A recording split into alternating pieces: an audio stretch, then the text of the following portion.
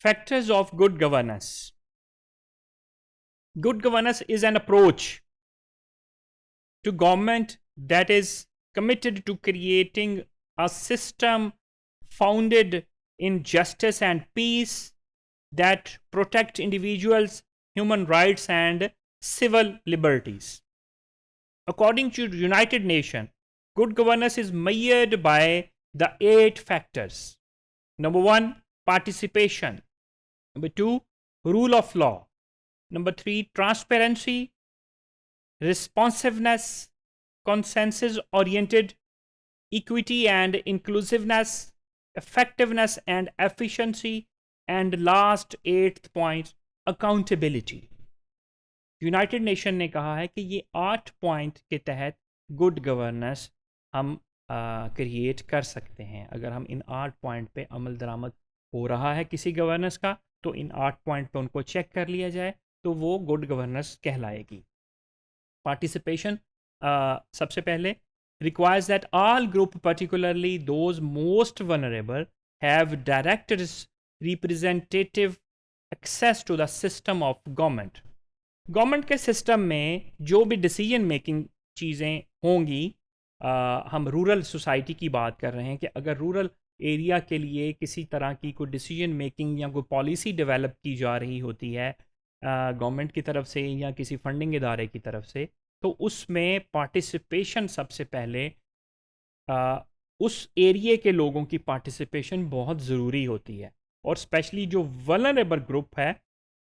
जिसके लिए वो डेवलपमेंट स्कीम या पॉलिसी बनाई जा रही है, तो उनकी पार्टिसिपेशन बड़ी इम्पॉर्टेंट है। जैसे कि अगर वो लोकल लोग वो एरिए की प्रॉब्लम जो है उन लोगों से बेहतर और कोई नहीं जान सकता, तो अगर गवर्नमेंट के लोग बाहर से आके उस रूरल एरिया में कोई पॉलिसी डेवलप करनी चाहें तो उनको उस लेवल की प्रॉब्लम्स का, उस लेवल के इश्यूज़ का नहीं पता लग सकता जब तक वो उस लेवल के उधर उस एरिया के लोगों की पार्टिसिपेशन नहीं कराते, और जो उस एरिया के वनरेबल पार्ट सेगमेंट है उसकी पार्टिसिपेशन नहीं कराते। This means as a strong civil society and citizens with the freedom of association and expression, इसको हम फ्रीडम ऑफ एक्सप्रेशन भी कहते हैं कि जिन लोगों के लिए आप काम कर रहे हैं उनको भी बोलने की आज़ादी हो कि वो एक्चुअली क्या चाहते हैं, उनको किस चीज़ की ज़रूरत है। Rule of law second point है, is exemplified by neutral legal system that protect the human rights and civil liberties of all citizens. तो रूल ऑफ लॉ की इम्प्लीमेंटेशन जो है ये भी बहुत ज़रूरी है कि सब के लिए इक्वल होनी चाहिए। इसमें ऐसा नहीं होना चाहिए कि अगर कोई बंदा ज़्यादा रिच सोशल क्लास से जिसका ताल्लुक है, अपर सोशल क्लास से जिसका ताल्लुक है, उसके लिए रूल ऑफ लॉ डिफरेंट होंगे। जिसका लोअर से या मिडिल क्लास से ताल्लुक है उसके लिए रूल ऑफ लॉ डिफरेंट होंगे। तो रूल ऑफ लॉ जो है कता नज़र किसी तरह की सोशल क्लास, कता नज़र किसी तरह के इकोनॉमिक स्टेटस या रोल को देखते हुए नहीं, बल्कि न्यूट्रल लॉ की इम्प्लीमेंटेशन होनी चाहिए। Transparency means that citizens understand and have access to the means and manner in which decisions are made, कि वो लोग उस रूरल एरिया के लोग उनकी एक्सेस उस पॉलिसी तक होनी चाहिए कि क्या उनके लिए काम किया जा रहा है, क्या पॉलिटिकल सिस्टम, गवर्नमेंट सिस्टम क्या उनके लिए काम कर रही है। तो वो सारा ट्रांसपेरेंट होना चाहिए, सबकी सिटीजन्स की एक्सेस सब तक होनी चाहिए। इससे रिलेटेड बहुत से कवानीन और लॉ भी डेवलप किए गए हैं कि जैसे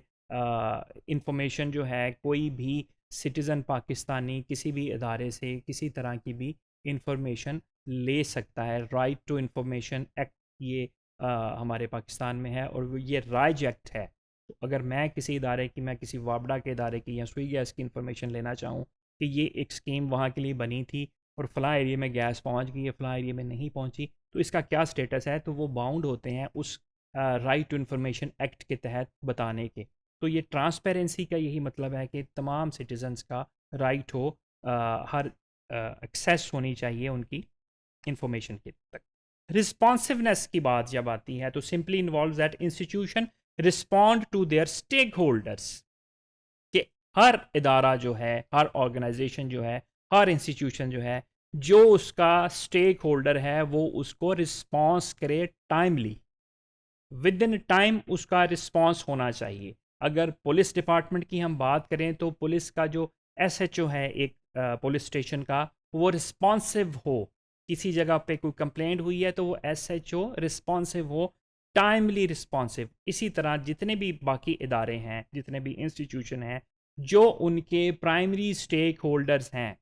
वो स्टेक होल्डर्स हम उसको कहते हैं जो डायरेक्ट इफ़ेक्ट हो रहे होते हैं उस इंस्टीट्यूशन की किसी पॉलिसी से, उस इंस्टीट्यूशन के किसी डिसीजन से, वो स्टेक होल्डर का वो इदारा, वो इंस्टीट्यूशन रिस्पॉन्सिव हो, उसका टाइमली रिस्पॉन्स करे। कंसेंसस ओरिएंटेड की बात जहाँ आती है तो हम कंसेंसस ओरिएंटेड उसको कहते हैं कि वो वाली गवर्नेंस गुड गवर्नेंस होगी जो उस पर्टिकुलर एरिए में कंसेंसस के साथ, उनकी ट्रेडिशंस को देखते हुए, उनके कल्चर को देखते हुए, उनकी बेसिक नीड्स को देखते हुए अगर कोई पॉलिसी डेवलप की जाएगी, कोई लॉ डेवलप किया जाएगा, फिर उसकी इम्प्लीमेंटेशन होगी, तो उसको हम कंसेंसस ओरिएंटेड गवर्नेंस कहते हैं। Equity and inclusiveness, equity and inclusiveness depends on ensuring that all the members of the community feel included and empowered to improve or maintain their well-being, especially those individuals and groups that are the most vulnerable. तो यहाँ पे अगर हम equity की बात करते हैं, inclusiveness की बात करें, तो मैं आपको एग्जांपल के तौर पे जेंडर इक्विटी की बात करता हूँ कि जो हम जेंडर मेन स्ट्रीमिंग की बात करें तो उसमें वल्नरेबल ग्रुप जो है वो सिर्फ पाकिस्तान की बात नहीं, ऑल ओवर द वर्ल्ड बात करते हैं कि तो जो फीमेल सेगमेंट है, जो मोर देन 50% हमारी पॉपुलेशन का सेगमेंट है, उसको हम वल्नरेबल ग्रुप कंसिडर करते हैं, क्योंकि उनको उनकी एम्पावरमेंट पे काम हो रहा है, उनकी एम्पावरमेंट, उनकी इक्वल राइट्स और इक्वल जो अपॉर्चुनिटीज़ है वो हम जितना भी काम करें अभी तक उन तक नहीं पहुंच पा रही। तो इक्विटी एंड इंक्लूसिवनेस है कि अगर हम कोई पॉलिसी डेवलप कर रहे हैं तो हमें चाहिए कि हम फीमेल के को भी इंक्लूड करें उस डेवलपमेंट, डिसीजन डेवलपमेंट में, उनको भी इंक्लूड करें। फिर अगर हम देखते हैं कि हम बात ये करें कि पॉलिसी, हम स्कूल की पॉलिसी की बात करते हैं, हमने किसी रूरल एरियाज़ में नए स्कूल बनाने हैं, तो उसमें हम ये पॉपुलेशन को भी मद्देनज़र रखें कि उस एरिया में उस स्कूल गोइंग जो चाइल्ड है, चिल्ड्रन हैं, उनकी पॉपुलेशन, उनका जेंडर रेशो क्या है, उसकी जेंडर रेशो को देखते हुए हमें स्कूल बनाने चाहिए कि हमें वहाँ पे गर्ल्स स्कूल्स कितने चाहिए, हमें वहाँ पे बॉय स्कूल्स कितने चाहिए।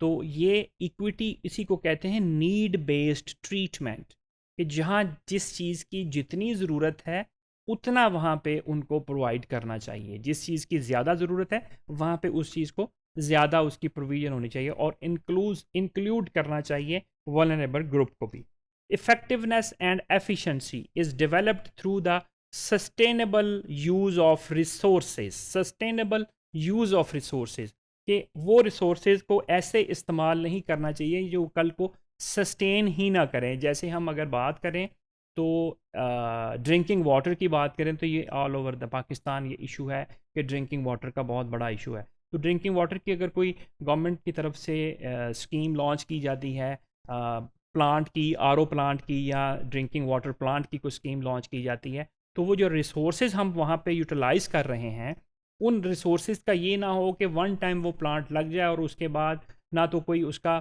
फ़िल्टर साफ़ करने वाला हो, ना उसका फ़िल्टर नया डालने वाला हो, तो वो सस्टेन नहीं कर सकेगी वो स्कीम।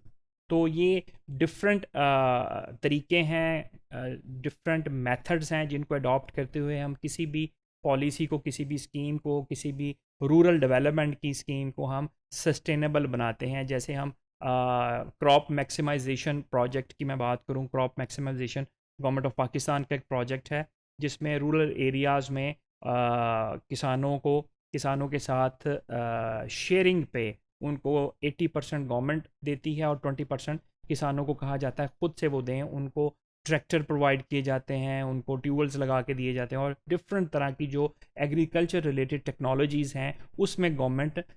सपोर्ट कर रही है किसानों को। और ये 80-20 की बात, जहाँ क्रॉप मैक्सिमाइजेशन प्रोजेक्ट एक सिंगल एग्जांपल है, इसी तरह की बहुत सारी और भी मेथड्स हैं जिसमें बेसिकली इसका मकसद होता है कि ये सस्टेन करनी है वो वाला प्रोजेक्ट, के वो लॉन्ग टर्म तक चलता रहे। जब वो कम्युनिटी की ओननेस कम्युनिटी को होगी कि ये हमारा अपना प्रोजेक्ट है, इसमें हमारे अपने भी पैसे लगे हुए हैं, ये जो सोशल या इकोनॉमिक या जो भी एग्रीकल्चर डेवलपमेंट की स्कीम हमारे उस रूरल एरिया में, हमारे विलेज में आई है, इसमें हमारी भी शेयरिंग है, तो वही प्रोजेक्ट ज़्यादा सस्टेन किया जा सकता है। Accountability refer to institution being ultimately accountable to the people and one another।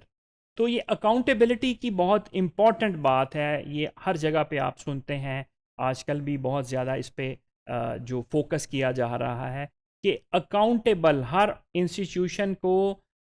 अपनी लोगों का भी अकाउंटेबल होना है और एक दूसरे इंस्टीट्यूशन का भी अकाउंटेबल होना है। कोई सोशल इंस्टीट्यूशन अगर काम कर रहा है तो वो भी अकाउंटेबल होगा, कोई इकोनॉमिक इंस्टीट्यूशन अगर काम कर रहा है तो वो भी अकाउंटेबल होगा। ना सिर्फ वो अपने लोगों का अकाउंटेबल होगा, बल्कि वो दूसरे इदारों का भी अकाउंटेबल होगा। तो ये 8 point according to United Nation, कि अगर किसी भी गवर्नेंस में ये 8 पॉइंट पाए जाते हैं या इस पे वो अमल दरामद करें, तो उसको हम गुड गवर्नेंस कह सकते हैं।